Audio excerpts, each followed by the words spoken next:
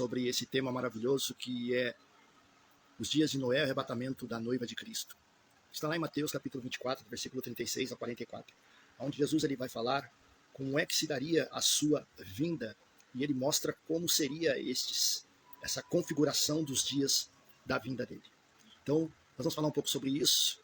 Antes de mais nada, compartilhe essa live, curte ela, que nós temos hoje um estudo poderoso da Palavra de Deus. Vamos falar um pouco sobre escatologia, estudo dos últimos dias. Vamos falar um pouco sobre esse assunto que Jesus falou antes de ser assuntos ao céu, antes de ser levado ao céu, né, por dois anjos. Ele falou sobre os últimos dias. Ele disse como seria a geração dos últimos dias. Quais seriam os comportamentos dessa geração. E em Mateus capítulo 24, versículo 37, 36, diz assim, Mateus capítulo 24, versículo 37, pois assim como nos dias de Noé, também será a vinda do Filho do Homem.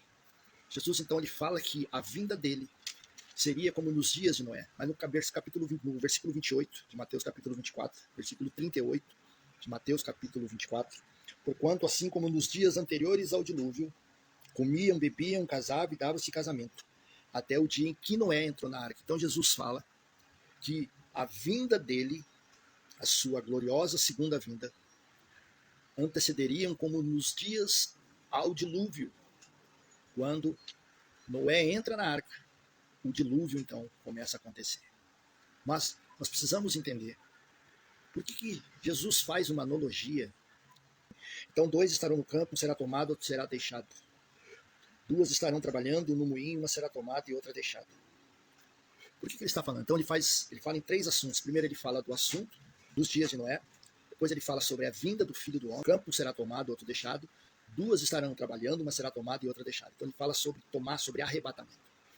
Então Jesus ele fala 3 assuntos aqui, nesse contexto, nessa parábola, né? Nessa parábola da figueira. Jesus ele começa contando uma parábola explicando como é que seria a vinda dele, a vinda de Jesus.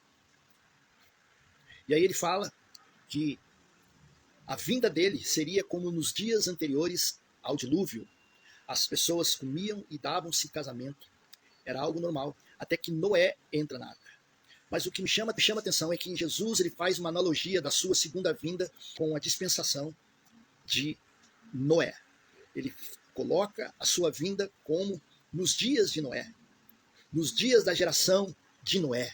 Jesus deixa bem claro que a sua vinda, a humanidade estará como estava a humanidade nos dias de Noé. E como é que estava a humanidade nos dias anteriores ao dilúvio? Como é que estavam? Por que Noé? E nos dias de Noé estava totalmente corrompida. Precisamos fazer uma exegese aqui, um estudo temático para entendermos como eram os dias de Noé.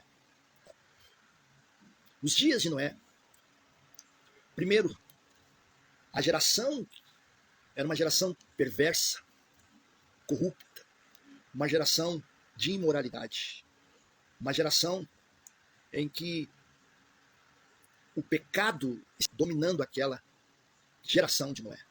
Em Gênesis capítulo 6, Deus disse que ele se arrependeu de ter criado aquela geração.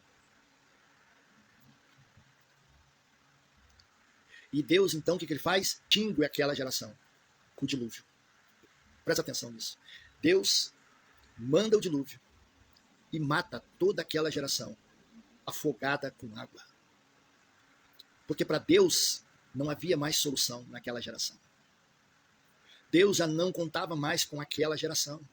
Deus contava apenas com Noé e a sua família. O tempo que nós estamos vivendo hoje, meus irmãos, é um tempo que Deus não conta com a geração. Deus conta com filhos e filhas de Deus e sua família. Porque quem entrou na arca foi Noé e sua família. Aonde muitos estão hoje deixando para trás. Mas aqui está um princípio. Noé não entrou na arca sozinho, Noé entrou com uma família. Noé entrou com animais, segundo a sua espécie. Porque Deus não contava mais com aquela geração. O pecado já tinha subido nas narinas de Deus, se é que nós podemos assim E Deus viu que ele não podia mais contar com aquela geração. Então ele tinha que extinguir aquela geração por meio de um dilúvio que durou 40 dias e 40 noites, choveu. A Bíblia diz que abriu as comportas dos céus e choveu como nunca choveu antes. Então o primeiro ponto que eu quero ver com os irmãos aqui. Se estamos vivendo em dias de Noé, devemos dar atenção para a nossa família. Porque quem entrou na arca, quando veio o dilúvio, foi a família. Muitos estão trabalhando no sistema religioso para apóstolos, para profetas, para evangelista, para pastor, para mestre, deixando a sua família de lado. Sendo o ativismo dentro do sistema religioso evangélico. Mas a sua família está de lado. Sua família está ficando de lado. Deus está dando um alerta para a nossa geração. O alerta de que devemos preparar a nossa família para entrar na arca. Para entrar na segunda vinda de Cristo. A nossa família. Logo pensamos, ele e a sua família entraram na arca. Não é tempo mais de ativismo, não é tempo mais de levantarmos impérios de homens, impérios denominacionais, impérios de placas. Não é mais tempo disso. É tempo de nos preparar para estarmos com a nossa família, para entrarmos nessa arca, que é a segunda vinda de Cristo.